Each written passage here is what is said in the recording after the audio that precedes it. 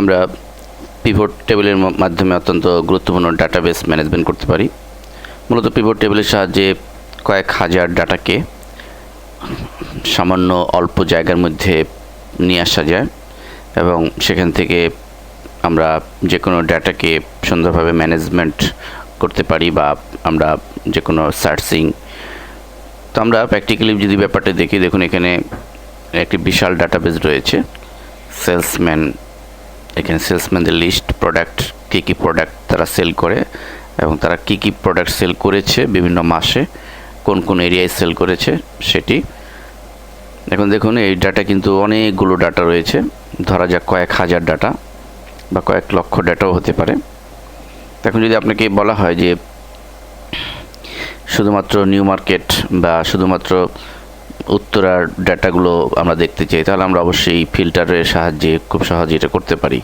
অথবা যদি বলা হয় যে নির্দিষ্ট কোনো মাসের, যে ফেব্রুয়ারি মাসের ডাটা আমি দেখতে চাই, তাও সেটাও কিন্তু কঠিন কিছু নয়, সেটি আমরা ফিল্টারের সাহায্যে করতে পারি। কিন্তু যদি এরকম বিভিন্ন কন্ডিশনে শর্ত সাপেক্ষে বলা হয়, তাহলে কিন্তু it is so much tough. যদি এরকম আমাদের প্রয়োজন হয় যে হাসানের যে বিভিন্ন মাসে বিভিন্ন এরিয়াতে সে প্রোডাক্ট সেল করেছে, সেটির ডাটা যদি আলাদাভাবে দেখতে বলা হয়, অথবা বলা হয় যে শুধুমাত্র নিউ মার্কেটে ফ্লাজিল কী পরিমাণ বিক্রি হয়েছে, বা আরও এক শর্ত যদি জুড়ে দেওয়া হয় যে নিউ মার্কেটে ফ্লাজিল ফেব্রুয়ারি মাসে কী বিক্রি হয়েছে, এটি কিন্তু আমরা ফিল্টারের সাহায্যে করতে পারবো না। সেক্ষেত্রে কিন্তু আমাদের পিভট টেবিল অত্যন্ত গুরুত্বপূর্ণ ভূমিকা রাখবে। আমরা যদি আউটপুটটি একবার দেখে নিই, দেখুন আমরা পিভট টেবিলটা অলরেডি করেছি।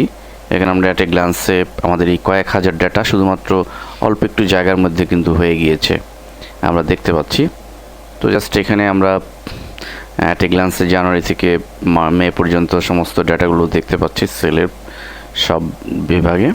কিন্তু আমরা নির্দিষ্ট বিভাগ ওয়ারি যদি দেখতে চাই, সাপোজ আমরা ধরা যাক যে ধানমন্ডিতে আমরা যদি দেখতে চাই, ধানমন্ডি এরিয়ায় ধানমন্ডিতে ক্লিক করলাম, তাহলে আমাদের ধানমন্ডিতে কী প্রোডাক্ট সেল হয়েছে অ্যাট এ গ্ল্যান্সে সেটি কিন্তু আমরা এখানে দেখতে পাচ্ছি। আমরা যদি লালবাগে দেখতে চাই, তাহলে লালবাগে কী প্রোডাক্ট সেল হয়েছে সেটি দেখতে পাচ্ছি। এরকমভাবে নিউ মার্কেটে দেখতে চাইলেও আমরা আলাদাভাবে দেখার সুযোগ পাবো। অলে ক্লিক করে আমরা আবার নিয়ে আসছি। এবং শুধু তাই নয়, আমরা যদি চাই যে এখানে মিস্টার হাসানের যে সেলস রিপোর্ট, হাসানে ক্লিক করা মাত্র আমরা কিন্তু অলরেডি চলে এসেছে যে হাসান টোটালি বিক্রি করেছে শুধু একটি প্রোডাক্ট নাপা, এবং অন্য এরকম যেমন কামালের অবস্থাও চলে এসে। এবং এছাড়াও যদি আমরা চাই যে কামাল ধানমন্ডিতে কী বিক্রি করেছে, আমরা কামাল সিলেক্ট করলাম এবং এরিয়াতে ধানমন্ডি সিলেক্ট করলাম, তাহলে আমরা দেখতে পাচ্ছি যে কামাল শুধু একটি মাত্র প্রোডাক্ট অ্যামোডিস ধানমন্ডিতে সেল করেছে।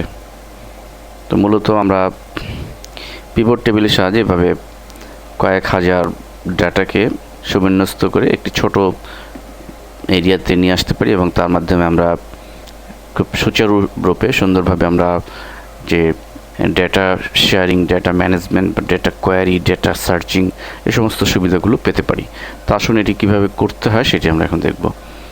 এটি করার জন্য আমরা মূল ডাটায় ফিরে যাব এবং আমাদের চলে যেতে হবে ডেটা মেনুতে এবং সেখান থেকে পিভট টেবিল। তো পিভট টেবিলে ক্লিক করব, করার পরে আমরা জাস্ট নেক্সটে ক্লিক করব, পুনরায় নেক্সটে ক্লিক। এখন নেক্সটে ক্লিক করার পরে আমাদের দেখুন যে